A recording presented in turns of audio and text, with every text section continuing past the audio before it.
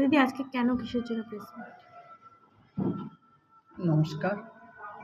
দেখুন, আজকে কোচবিহারের সারা জেলা জুড়েই রাজনৈতিক অস্থিরতা তৈরি করেছে বর্তমান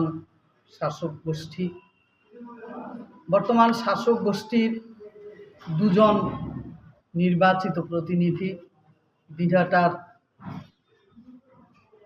উন্নয়ন মন্ত্রী মাননীয় উদয়ন গুহ এবং সিতাইয়ের নির্বাচিত প্রতিনিধি। তারা উন্নয়নের কথা বলছেন, কিন্তু উন্নয়নের আড়ালে যে বিরোধী দলকে চোখ রাঙানো হচ্ছে, বিরোধী দলের কোনো কর্মসূচি তারা করতে দিচ্ছে না। বিরোধী দলের কোনো কর্মসূচি তাদের কর্ণপাত বা কানে আসলেই সেখানে ভাঙচুর, লুটপাট এবং আমাদের যে কার্যকর্তারা আছে তাদেরকে মিথ্যা কেসে, আমাদের দুজন মণ্ডল সভাপতি এখনও তারা জেলবন্দি আছেন। তাদের কি কেস দিয়েছে পুলিশ? তাদের গাঁজা কেস দেওয়া হচ্ছে। এই গাঁজা চাষ কোথায় হচ্ছে? দিনহাটা, সিতাই প্রচুর গাঁজা চাষ হচ্ছে। এই গাঁজা চাষগুলো কাদের মদতে হচ্ছে? আমি উদয়ন গুহ এবং মাননীয় যে এমপি সাহেব আছেন তাদেরকে চ্যালেঞ্জ জানাচ্ছি যে গাঁজা চাষগুলো কোথায় হচ্ছে এবং কাদের মদতে এই গাছগুলো আছে। যে পুলিশ কেন, কত বিঘা গাঁজা চাষ আছে, পুলিশ প্রশাসনকে তারা কেন বলছেন না? যদি বিজেপিরাই গাঁজা চাষ করে, বিজেপিদেরই গাঁজা কেসে জেলবন্দি করা হয়, তাহলে প্রশাসন তারা কেন এই গাছগুলো কাটা হচ্ছে না এবং গাঁজা চাষ হচ্ছে? প্রশাসন কিন্তু তাদেরকে আমি চ্যালেঞ্জ জানাচ্ছি যে এই গাঁজার টাকাগুলো কি তারা নির্বাচিত প্রতিনিধিরা কি ভাগ পাচ্ছেন? প্রশাসন তো ভাগ পাচ্ছে না, তাহলে তারাও কি ভাগ পাচ্ছেন? যার জন্য গাঁজা চাষ এর অর্থ তারা ভাগ পাচ্ছেন, আর আমাদের বিজেপি কর্মীদের তারা মিটিং মিছিল করতে গেলেই তাদেরকে গাঁজা কেসে ফাঁসিয়ে দেওয়া হচ্ছে।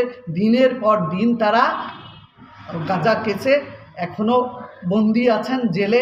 জানি না কবে উদ্ধার পাবেন। তারা এত দুর্নীতি করেছেন এবং বিজেপি কর্মীদের পূর্ববর্তী বক্তা বলেইছে যে কারো নিরাপত্তা নেই, কোনো আইন শৃঙ্খলা নেই, কোনো আইনের শাসন নেই।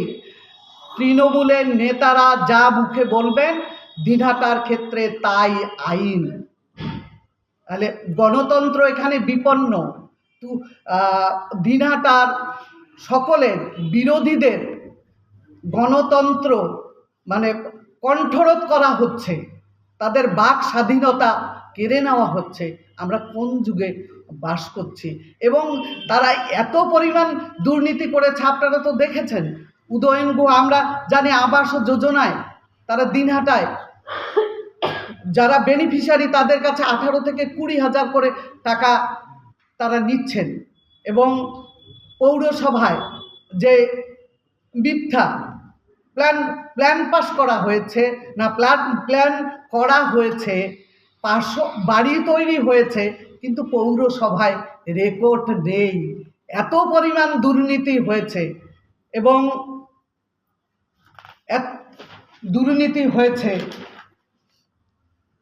চাকরির টোপ দিয়ে তৃণমূল নেতারা মহিলাদের দিনের পর দিন ধর্ষণ করছেন।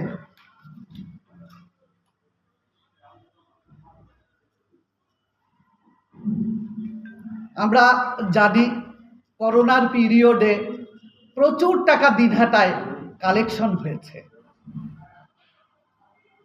একটা ইউনিট কেয়ার খোলা হয়েছে, সেই ইউনিট কেয়ার কত খরচ হয়েছে এবং কত টাকা কালেকশন হয়েছে তার কোনো হিসাব দিতে পারছে না।